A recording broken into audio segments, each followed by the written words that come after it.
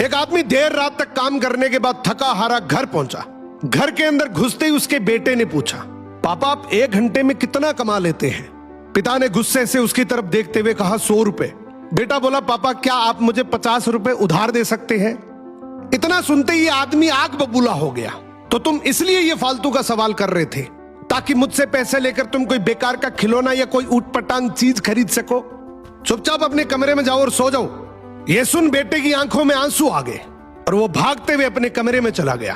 आदमी का गुस्सा शांत होने पर वो अपने बेटे के कमरे में गया और बोला, बेटे सॉरी, मैंने गुस्से में कुछ ज्यादा ही बोल दिया, ये लो तुम्हारे 50 रुपए। बेटे ने झट से उठकर अलमारी से कुछ सिक्के निकाले और गिनने लगा।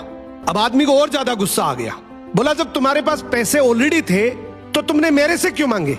बेटा बोला, पहले कम थे लेकिन अब पूरे 100 रुपए हैं। क्या इस 100 रुपए से मैं आपका 1 घंटे का टाइम खरीद सकता हूं?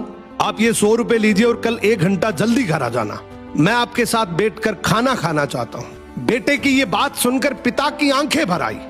उसको दुनियादारी की सबसे बड़ी सीख मिल गई। दोस्तों, हमारे साथ भी ऐसा ही होता है।